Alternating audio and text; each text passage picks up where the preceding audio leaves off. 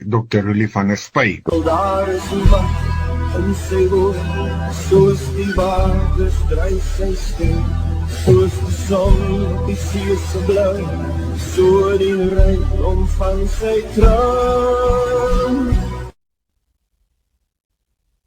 Vanmôre selfs ons weer met Dr. Rulie van der Spy en sy tema lig op die skrif. Môre Rulie. Môre Willem, môre luisteraars. Ja, dis altyd vir my lekker om weer terug te wees.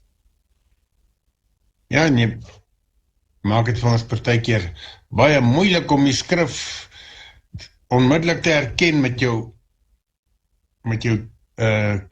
jou temas. En vanoggend is die woord juis moeilik, juis 'n deel van jou tema, en dit is moeilik om uit die boks te vertaal. Ja, Nou, jy is 'n vertaler, dis jou werk, en jy is nou eintlik al die een wat die vertaling nagaan, na al die jare se vertaling.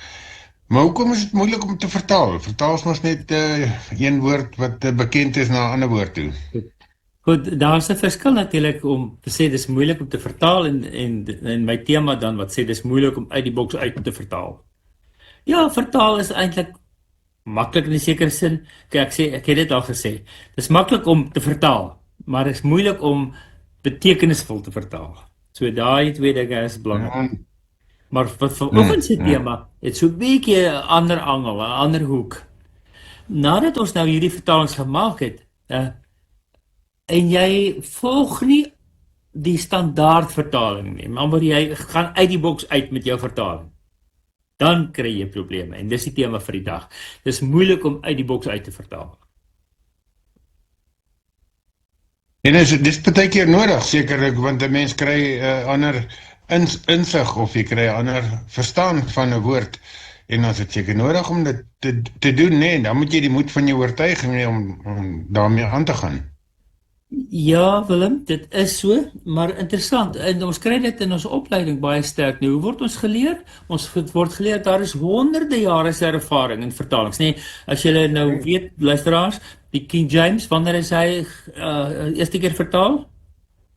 16, hy is nou die dag, is hy op 400 jaar oud gewees, ek kan nou nie die jaar onthou nie, maar 16 iets. So dit is 400 jaar gelede wat die King James vertaling vertaal is. En vir 400 jaar het mense vertalings gemaak. So dis baie ervaring. Honderde jare, letterlik honderde jare se vertaling, se ervaring in vertalings, in die vorige vertalings. En mens moet dit gebruik. Mens moet dit volg. Daar word eintlik gesê, mens moet so volg, die een na die ander moet jy die vertalings volg. En ons sien dit nogal. Dat daar letterlik, as daar 'n frase of 'n uitdrukking is in 'n ou vertaling, dan kom hy baie keer voor. Wat nou vir my baie interessant was, is dat ek selfs baie keer in die Russiese vertalings sien ek iets wat sê nou wat in King James gedoen is 400 jaar gelede, wat dan in die synodale vertaling, die Russiese synodale vertaling is die oudste vertaling in Rusland. Dis daarin, en dan word dit voorgedra in die nuwer Russiese vertalings ook. So, mens sien letterlik een vertaling volg 'n ander vertaling. Want daar is wysheid daarin. Mense het dit al jare so vertaal, en dit word so gedoen, en mens wyk nie sommer net af nie. Want daai ouens het ook na die oorspronklike gekyk. En ja, dit is maar waaroor dit gaan.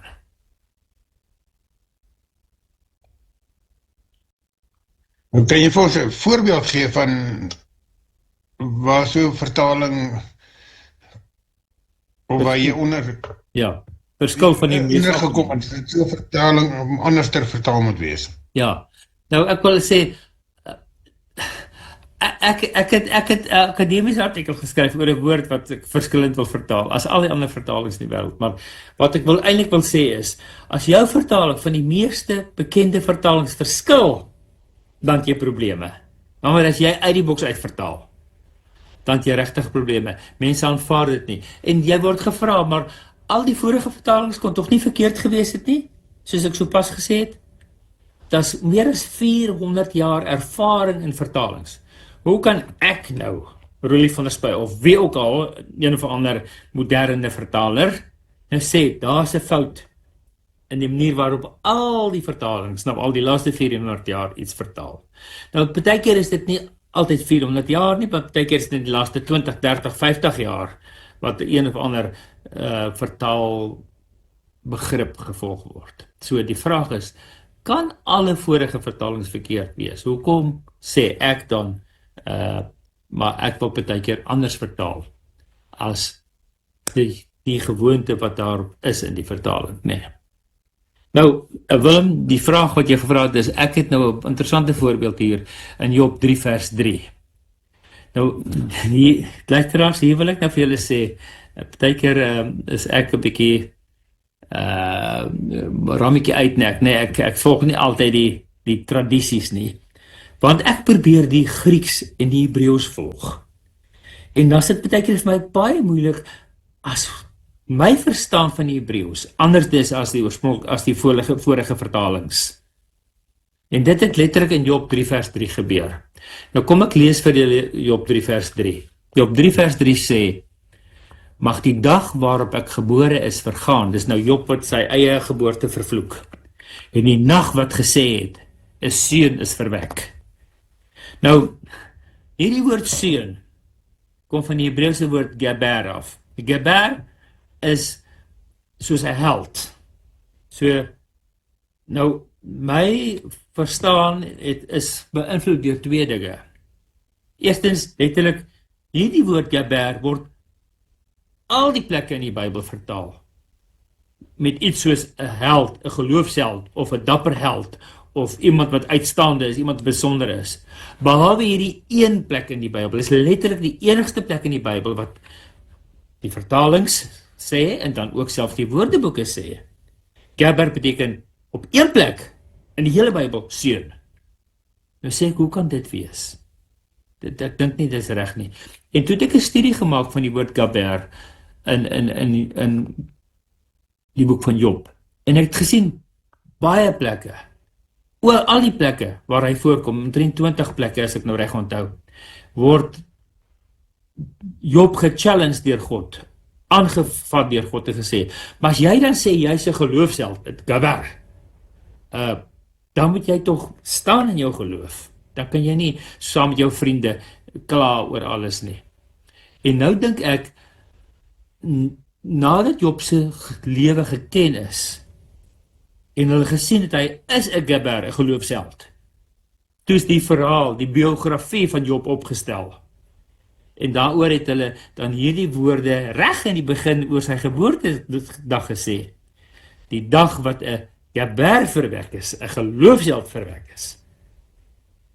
Nou wil Job nou vervloek, want hy het baie swaar gekry. So, dit maak eintlik vir my die punt baie sterker, as mens dan in Job 3 vers 3 daar kan insit. Hy het die dag waarop hy verwek is, vervloek.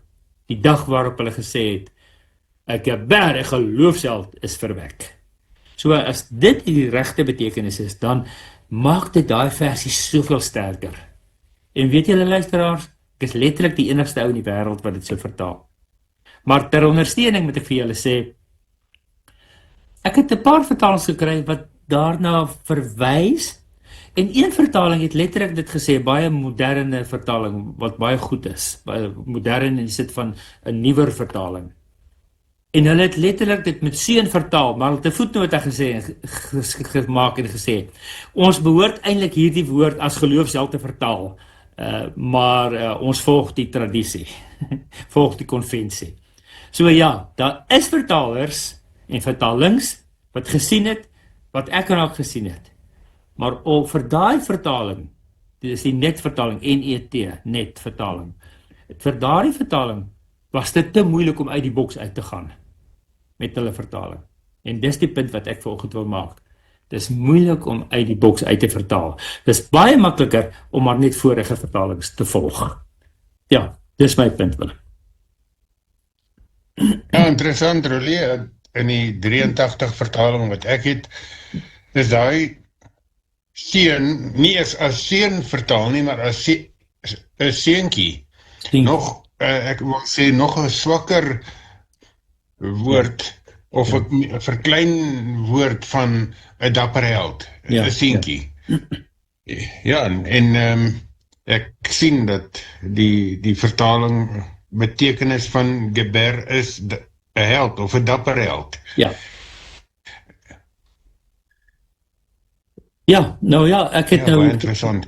vanoggend nou ook twee ander voorbeelde, maar kom ons stap 'n stap terug en vra, wat beïnvloed 'n vertaling? Hoekom maak ons 'n vertaling op 'n sekere manier? Nou Willem, ek weet nie of jy 'n idee het. Nou, as jy nou dink ons moet 'n Bybelvertaling maak, is daar goeters wat rolle speel hoekom 'n vertaling op 'n sekere manier gedoen word? Ja, ek dink die eerste is, jy weet, die gewone bekende wat ons mee groot geword het, en vir my die uitstaande in my gedagtes, ek weet miskien nie vir almal nie, maar in Psalm 23 was daar van die stok en die staf. Ja, Jy weet, en hy staf, ek dink min van ons weet hoe lyk 'n staf. En dan, as daar staan iets van 'n kierie of iets, dan voel dit vir my so 'n verwaterde woord, maar aan die ander kant het ek geen idee wat 'n staf eintlik beteken nie, so. ja.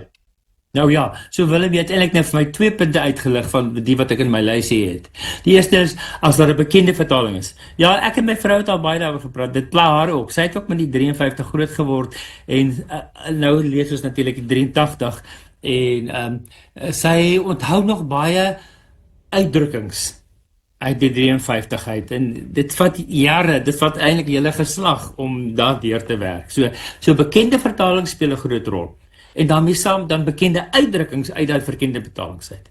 Nou, 'n ander interessante bekende uitdrukking wat ek nou al baie keer wil verander en dit sukkel daarmee, en vir my vertalers in die Russiese wêreld ook, hulle het presies dieselfde probleem. Dis hierdie uitdrukking van Paulus sê ons moet mekaar groet met 'n heilige kus. Nou Willem, ek weet nie of jy al iemand met 'n heilige kus gegroet het nie, en hoe het jy dit gedoen? Vertel my 'n bietjie. Wat het jy gedoen toe jy iemand met 'n heilige kus gegroet het? Ja, ons kan Paulus bietjie kwalijk neem dat hy nie vir ons exact beskryf het wat heilige kus beteken nie, of wat behels het nie. Ja. Nou ja, nou luisteraars, dit moet ek daarom ook vir julle sê.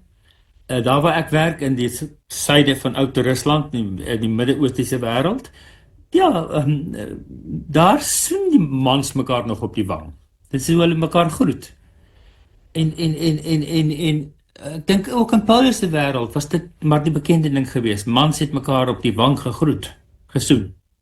En as jy nou as een gelowige, ander gelowige moet soen op die wang, dan dink ek dis 'n heilige kus. Nou ja, ek dink in moderne tyd sal ons sê, jy met jou broers en susters 'n drukkie gee as medegelowige. So dis dieselfde effek. Maar ek dink nie dit gaan ooit aanvaar wees as ek sê, Paulus het gesê, broers en susters moet mekaar 'n drukkie gee as broers en susters, as medegelowiges nie. Maar dis wat dit beteken.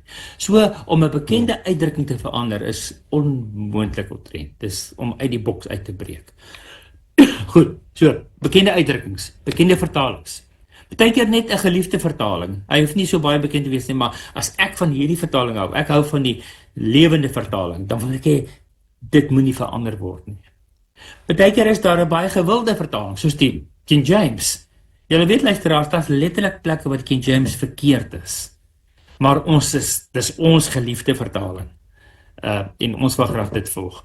En dan is daar goed soos die algemene vertalings, né? Soos die NIV is die mees algemene vertaling in die wêreld. Of die ESV, een van daai vertalings. En ons wil graag daai algemene vertaling volg. In die groot Russiese wêreld, alhoewel ek nie in Russies vertaal nie, maar in Zaburi en ander tale, wil die vertalers baie keer hê, hierdie vertaling moet klink soos die Russies, want dit is die mees algemene vertaling in daardie wêreld. So, die algemene vertaling, die mees bekende vertaling in die wyeer wêreld daar, is die vertaling waaraan 'n nuwe vertaling gemeet word, waarmee 'n nuwe vertaling vergelyk word.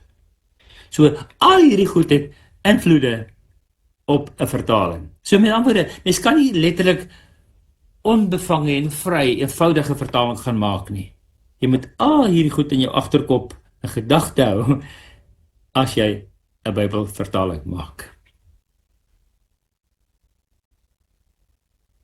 Rolies, net so terloops, ek het al baie gedink, jy weet, om 'n vars nuwe vertaling daar te stel, het net soveel voordele soos nadele, want aan die een kant gaan jy mense laat nie dink en anderster verstaan, iets beleef van 'n nuwe verwoording van dieselfde ou gedagte, en aan die ander kant verloor jy weer die bekende wat jy gememoriseer het en wat jy in jou gedagtes kan opsê deur dit nie te maak. So 'n deel gaan jy verloor en 'n deel gaan jy wen as jy totaal nie dink. Nie dat ek dink die een is noodwendig goed of sleg nie, altyd sy voordele.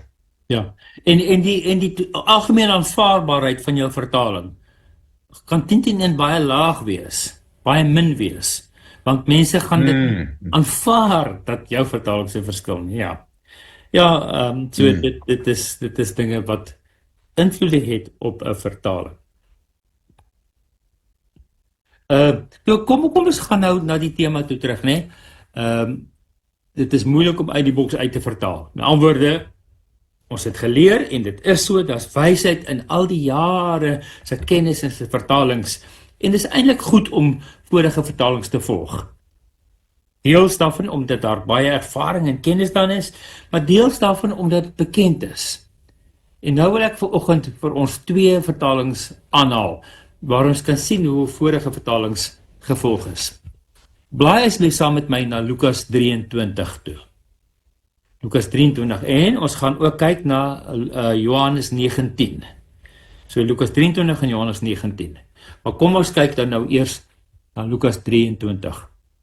Willem, ek gaan vir ons lees van vers 13 tot 18, maar die kernvers is eintlik net vers 16, wat 'n baie kort versie is. Ek gaan hom net nou apart lees ook. En ek lees uit die 2020 vertaling. Nou luisteraars, ek weet nie of jy nou al die 2020 vertaling ken nie. Dis 'n baie goeie vertaling, regtig. Ek dink dis ons beste vertaling. Ek het wel 'n bietjie kritiek omdat hulle baie keer ou woorde of ou uitdrukkings gebruik, maar dis dalk juist die invloede wat die ou vertalings op hierdie vertaling het. En daaroor voel ek, dit spreek nie altyd ons jong mense aan nie, maar vir my as met 'n grys kop, baie goeie vertaling. So, maar hulle het eintlik die Grieks en Hebreëus baie sterk gevolg. Nou kom ons lees dan Lukas 23 vers 13 tot 18 uit die Afrikaans 2020 vertaling. Nou dit gaan hier oor Jesus se verhoor en hoe Pilatus dan nou hierdie hele verhoor ervaar het en agtergekom het Jesus is eintlik onskuldig. So Lukas 23 13 tot 18. Pilatus het die leierpriesters, die volksleiers en die volk bymekaar geroep en vir hulle gesê: "Julle het hierdie man voor my gebring as iemand wat die volk op 'n dwaalweg lei. En kyk, ek het hom in julle teenwoordigheid verhoor en kon hierdie man nie skuldig vind op enige van die aanklagte wat julle teen hom ingebring het nie. En Herodes kon ook nie, want hy het hom na ons toe teruggestuur. Hy het inderdaad niks gedoen wat die dood verdien nie." En dan vers 16. "Ek gaan hom dus laat gesel en hom vrylaat." Maar hulle het almal saamgeskreeu: "Weg met hom, laat Barabbas vir ons vry." So, Pilatus baie goedgesind oor Jesus, want hy het agtergekom, wettiglik is Jesus nie skuldig nie. En dan sê hy vers 16, "Nou om julle te paai, gaan ek hom dus nou maar laat gesel, en dan gaan ek hom vrylaat." So dit is wat die Afrikaans 2020 vertaling sê. Nou, my tema is dat vertalings vorige vertalings volg. So waar kom die 2020 vertaling aan die uitdrukkings wat hulle hier gebruik het? Nou is interessant, as ons so 'n bietjie terugstap, so omtrent 5-6 jaar voor die Afrikaans 2020 vertaling, is die Hollandse vertaling gemaak, NBW, die nuwe Bybelvertaling van Hollands. En daar lees ek vir julle nou die Hollands van Lukas 23:16. "Dus zal ek hem vrylaten, nadat ek hom het laat geselen. So, hulle gebruik presies dieselfde uitdrukking. Ek sal hom vrylaat nadat ek hom laat gesel het. Maar ook die Afrikaans 83 vertaling, het klink presies so. Ek sal hom dus laat gesel en dan loslaat. So, eintlik was die 83 eerste, toe die NBW, en toe kom die 2020, en die 2020 sê ook, ek sal hom dus laat gesel en dan vrylaat. So, al hierdie vertalings het mekaar gevolg. Want 83 vertaling het ook die ou Hollands geken, die nuwe Hollands het gekom, die 2020 het gekom, almal volg dieselfde uitdrukkings, hoe hulle hierdie sinnetjie wil vertaal. Maar Willem, luisteraar, kom ons kyk na die 53 vertaling. As jy die 53 vertaling voor jou het, maak hom oop asseblief, en kyk wat staan daar. Nou as die vraag is dit reg of is dit verkeerd? Kyk wat staan in die Afrikaans 53 vertaling, in Lukas 23 vers 16. Nadat ek hom dan gekastei het, sal ek hom loslaat. Ja, nou wat beteken dit? Kastei, ons weet, slaan, of reg sê, of bestraf, nie ander vertaling sê straf, nee. Nou, hoekom is daar 'n verskil? Hoekom sê 3 vertalings voor my, sê, nadat ek hom gegesel het, sal ek hom vrylaat, en die 53 vertaling sê, nadat ek hom gestraf het, gekastei het, sal ek hom loslaat. Dis tog nie dieselfde woord nie, Willem? Luisteraar, dis tog nie dieselfde woord nie. Is een van die vertalings reg of verkeerd? Is een van die vertalings verkeerd en die ander reg? Dit is die vraag wat ek wil vra. En ons gaan nou verder daarna kyk. Aangesien ons uit die boks uit moet dink, sal ek nou aanneem dat dit nie demokraties is hierdie nie, dat die 3 nie noodwendig jou goedkeuring wegdra, of laat ek sê jou vertaling bevat nie, maar dat dit nader is aan kastei is, soos in die 53, en ons weet dat die ou 53 vertaling eintlik ook 'n baie goeie direkte vertaling was, in baie opsigte 'n baie goeie vertaling. Ja, nou, maar my vraag is dit die 53 vertaling wat uit die boks uit is? Of is dit die ander 3 wat uit die boks uit is? wat ja. Nou reg. En natuurlik, luisteraar, gaan ek na die Grieks kyk om dit vas te stel. So, dit is my eerste voorbeeld, Lukas 23:16. Kom ons blaai nou na Johannes 19 vers 1.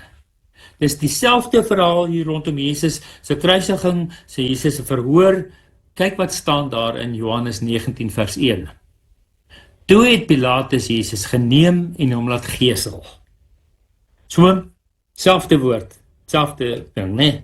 So, dit lyk vir ons dan asof daai vorige 3 vertalings reg is, maar net of die 53 vertaling die verkeerde vertaling is. So, hoe gaan ons weet watter is nou eintlik reg? So, wat sê die oorspronklike Grieks? Willem, en ek weet, jy is heel knap met die Grieks ook. Ek gaan nou die Grieks vir ons lees en dan vertaal, dan luister jy 'n bietjie of ek nou reg hier aangaan. So ek het die Grieks op die skerm, ek het dit gekopieer uit my Griekse Bybel uit. Johannes 19 vers 1 in Grieks klink so. Tote un elaben o Pilatus ton Jesus kai mastigiuese. Tote un elaben o Pilatus, toe het hy hom gevat, Pilatus het hom gevat, vir wie? Ton Jesus, vir Jesus, en hom gemastiguesen. Dit kom van die Griekse werkwoord af, mastigoo.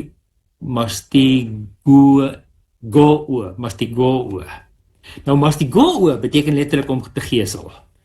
So, dis 'n baie goeie vertaling dan in Johannes 19 vers 1 wat daar staan. Toe het Pilatus Jesus geneem en hom laat gesel. Goed, ons het net ook gesien, 3 vertalings vertaal Lukas 23 vers 16 ook met gesel. Kom ons kyk wat sê die Grieks van Lukas 23 vers 16. Ek lees dit ook dan in Grieks. Paidiosas un auton apolusso. paidosas on auton apolloso. Ek sal hom dus paido, ek sê maar net so vir nou, ek sal hom dus paido en hom loslaat. Dit is wat in Lukas 23 vers 16 staan. Nou Willem, my vraag is om te verstaan wat dit sê. Kom ons kyk, wat beteken paideo in ander plekke. Ek het maar net een ander voorbeeld gaan haal, en dit het ek gaan haal uit Openbaring 3 vers 19, waar die woord paideo ook voorkom. Openbaring 3 vers 19 klink so in Afrikaans. Diegene wat ek lief het, berispe en tug ek. Wees dan ywerig om jou te bekeer. Diegene wat ek lief het, berispe ek. So daai woord berispe is paideo. Nou Willem, ek weet nie of jy nog jou Grieks kan onthou en weet wat beteken paidon. Weet jy wat die woord beteken? Ja, iets met kinders groot maak, as ek nou reg onthou. Nou, paidon beteken kind, letterlik, net kind. So paidon beteken kind, paideo is om iemand, to child somebody, nee, om iemand te kind, met andere woorde, om iemand groot te maak, om iemand groot, ja, op te voed. Ja. Op te voed. Maar partykeer is hierdie opvoeding 'n bietjie strenger. Daaroor word die woord paideo ook op ander plekke vertaal as dissiplineer. Ek sal iemand dissiplineer, ek sal hom paideo, ek sal hom straf selfs. So ek opvoed, dissiplineer en straf is almal vertalingsmoontlikhede vir paideo. So dis wat daai woord beteken. Nou, so ek persoonlik dan sal Lukas 23 vers 16 vertaal met, nadat ek hom dan gestraf het, sal ek hom loslaat. Want ek het net nog gesê, né? Dat staan in die Grieks, nadat ek hom gepaideo het, sal ek hom loslaat. En hier is niks van gesel nie, in hierdie Griekse sinnetjie nie. Niks nie. Maar, die vertalers het inligting gevat uit ander plekke in die Bybel, soos in Johannes 19 vers 1, waar daar staan, Pilatus het vir Jesus gegeesel en hom losgelaat. Daar is die woord geesel gebruik. Maar in Lukas 23 vers 16, ek dink Lukas wou die gevoel, die attitude, die empathie van Pilatus weergee. En daarom het Lukas in die Grieks geskryf. Nie geesel nie, maar hy het gesê straf. So Pilatus wou eintlik nie vir Jesus geesel nie. Hy het gedink as hy hom net so 'n bietjie liggies kan straf, dan sal die volk tevrede wees.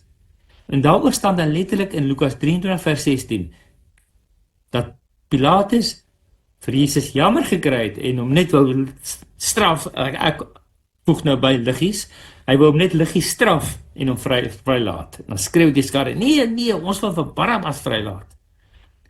Maar daar staan nie dat Pilatus vir Jesus wou geesel nie. Maar ons vertalings het geesel geskryf daar, want op ander plekke lees ons dat hierdie straf wat gegee is aan Jesus eintlik geeseling was.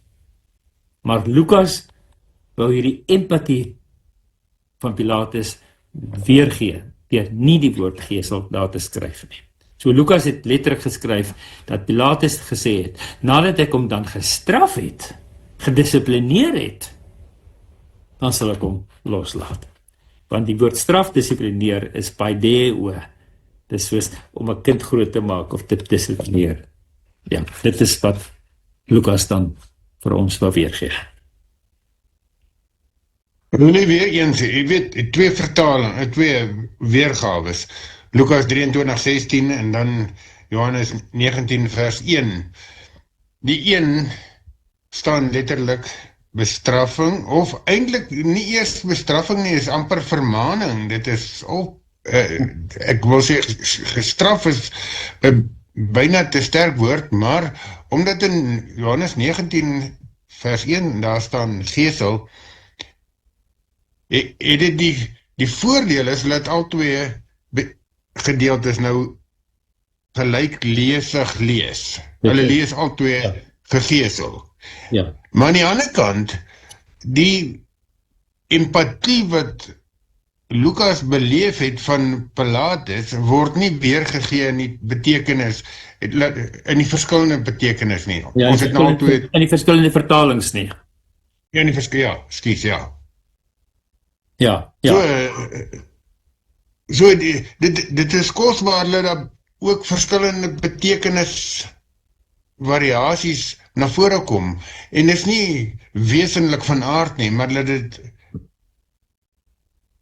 ander momente beklemtoon en nie noodwendig net dieselfde lees nie. Maar aan die ander kant is dit weer geruststellend om te weet, as twee gedeeltes lynreg lees, al twee geesel, dan weet ons daar's geen teenstrydigheid. Niemand sal sê, ja, daar's met die skrif gepeter of daar 'n fout ingeslyp of iets nie. ja, ja. So, luisteraar, my punt dan van die oggend is dan, dat as die ou Hollands, die nuwe Hollands, die 83 vertaling, almal hierdie foutjie gemaak het, deur Paideo, wat dissiplineer is, met geesel te vertaal, omdat hulle die inligting van ander plekke in die Bybel gekry het, dan kom die 2020 en hy volg ook maar dieselfde prinsip, dieselfde konvensie volg hy.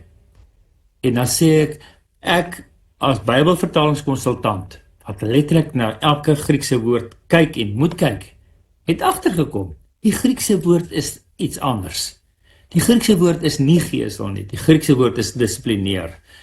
En daarom is ek nou alweer bereid om uit die boks uit te gaan en los te breek van die konvensie, van die 2020, konvensie van die 83, konvensie van die Hollands, om te sê, hierdie versie wil ek vertaal met, Pilatus het vir Jesus laat straf, laat dissiplineer moet ek eintlik sê, en hom vrygelaat.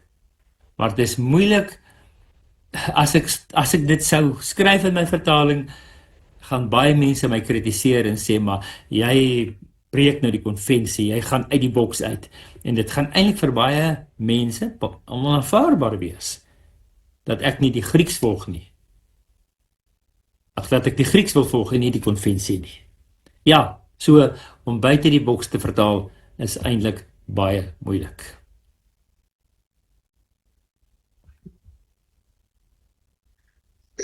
Daar is tog nie 'n reg of 'n verkeerde manier tussen hierdie twee keuses nie. Moet jy die konvensie volg, of moet jy werklik vertaal wat daar staan? Die letterlik. En as 'n mens op die keper beskou, dan is dit eintlik dat jy die werklike vertaling moet gee, net soos dit daar staan, so naby aan direk as moontlik. Ja, ja. So die straf wat gegee word, was geeseling gewees. So implisiet is dit nie verkeerd nie, maar letterlik is dit nie korrek nie.